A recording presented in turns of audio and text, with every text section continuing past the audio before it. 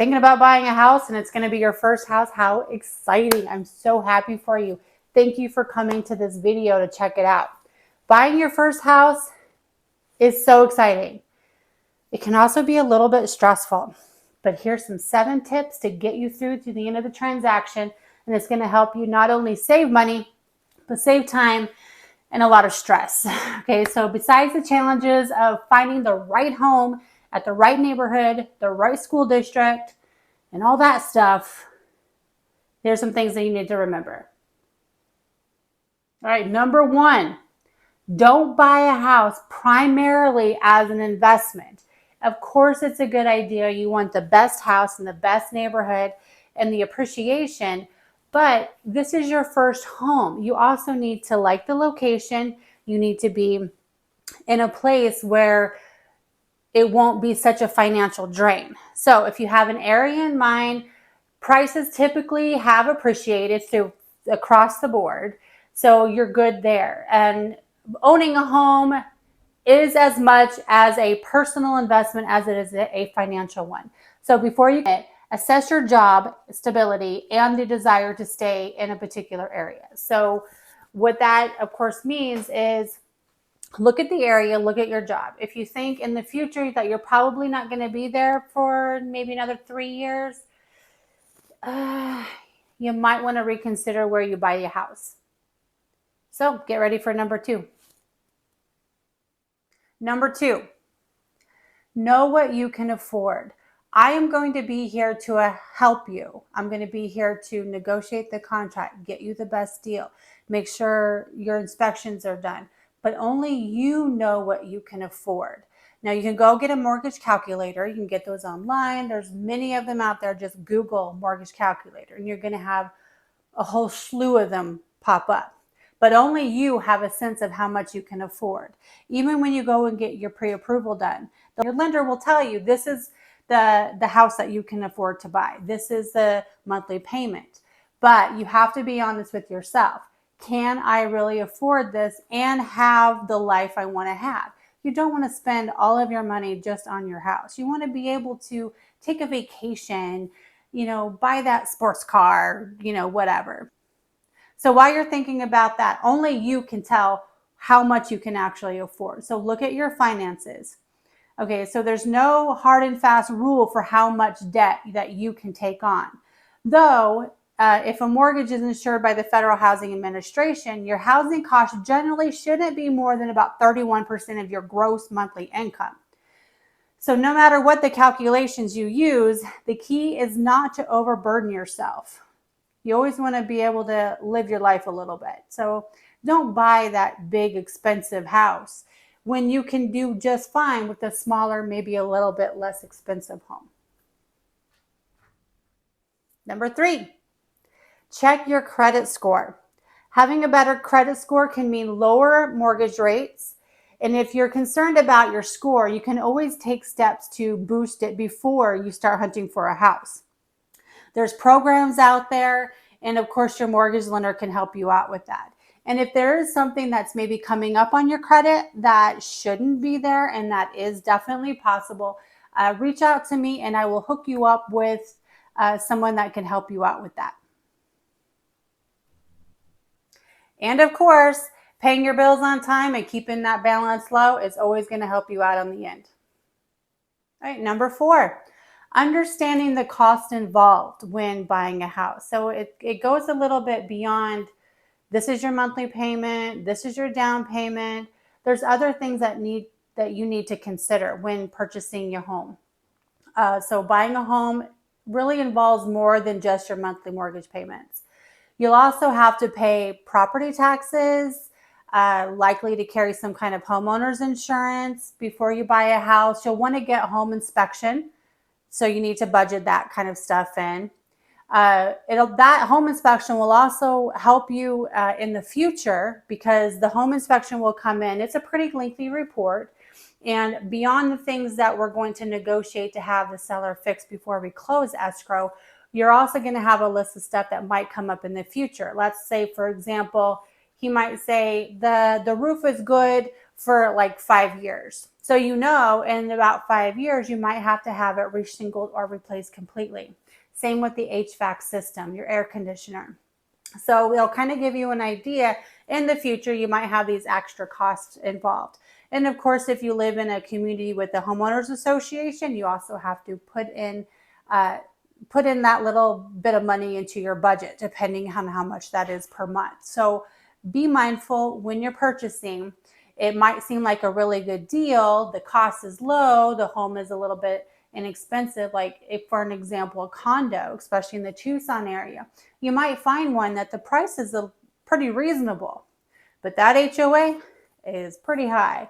You're also getting, it covers the roof, it covers the pool and the gym room, and it covers a lot of stuff.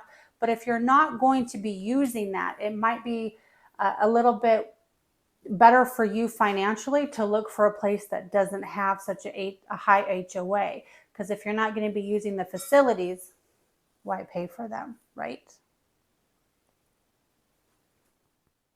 All right, number 5, let's talk about your down payment.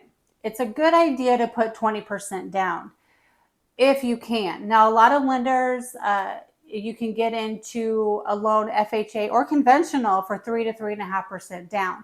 But if you plan on putting the 20% down, this will actually help you out with your monthly finances, because if you have a loan that doesn't have at least 20% down, you're going to be paying what's called a PMI, which is private mortgage insurance.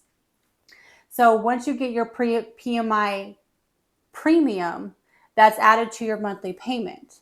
So if you put the 20% down, you won't need that.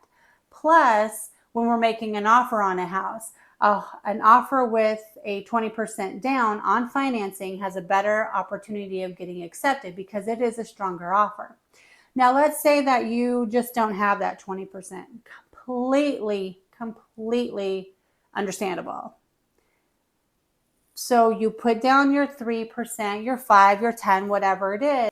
As you live in the house, just remember at some point when your PMI can be taken off is when you have an 80% value or loan to value ratio. So 3 to 4 years, maybe even less, depending on the market. This last market was a great opportunity for refinance. So when you get to that level, so like every year, maybe 2 years, give me a call. I'll come in and do a broker price opinion for you. Once we hit that magic number of like an 80% loan to value ratio, you can refinance and take that PMI off, which is going to save you quite a bit and probably even lower your interest rate. So with that said, save up for your down payment and your closing costs and your HOA and your insurance. We'll go all over it. All right, number 6, know what documents you need for your loan. Some of the more commonly requested documents from your mortgage lender is going to be, of course, the fully executed contract. I can send that over. They're going to need that to know exactly what they need to get the loan done. But beyond that, there's other things that you can just get together because they're going to be asking for them. They're going to be requiring like financial statements, bank or brokerage statements, wherever your money is coming from, paycheck stubs, previous W-2s, IRS forms, homeowner's insurance policy. You're going to want to get that set up. So you're going to get all of that information to get it to your lender. Now, as the loan is being processed, they're going to probably request more and more information. Time is of the essence when you're buying a home. So if the lender says, I need something, you need to get it to them. So always be very vigilant on trying to get all that information to your lender as soon as possible. That way it won't hold up closing, because it's not your lender, the person that you're talking to across the table, that's processing all this.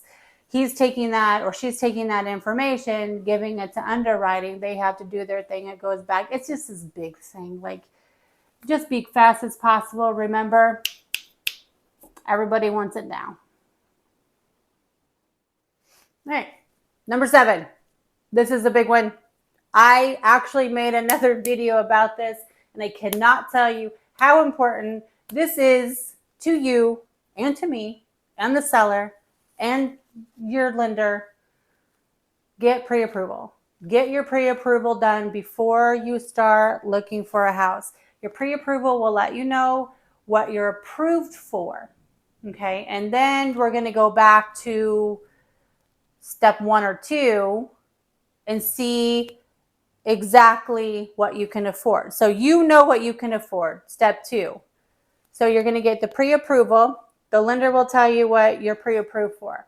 Then you're going to have to know what you can actually afford. Only you can tell yourself that. So get that pre-approval done because you're going to need it when we write the contract.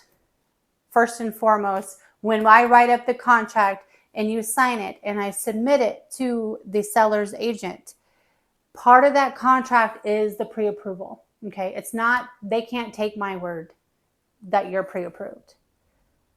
They're not going to take your word that you're pre-approved. We need to see it in writing. So make sure you get that pre-approval before we even get started. It's going to make it so much easier. And when you find that perfect house, we can write on it right away. The last thing that we want to do is find a house on Friday afternoon and the lender doesn't get in until Monday morning and we lose the house because we don't have a pre-approval in hand. So really important, get it done right away. That's should be number 1, but I want it to be best for last. Bottom line, buying your first home is going to be stressful, but I am here to ease that stress. Most people will tell you that buying their first home, it was very, very stressful for them to get through the process, but the thought of having that home at the end far outweighs whatever stress you're going to go through. Trust me, it's a great feeling to have me hand you your first set of keys to your very first house, and it is my favorite thing to do with a first-time home buyer. So give me a call. Let's get you into a home. Rent for homes, especially in the Arizona area, so wherever you're from, I'm sure it's the same. Rent is going up. Why are you paying your landlord that much amount of money when you could be just buying your own home? You get the equity, you get the peace of mind, you get it all. Give me a call.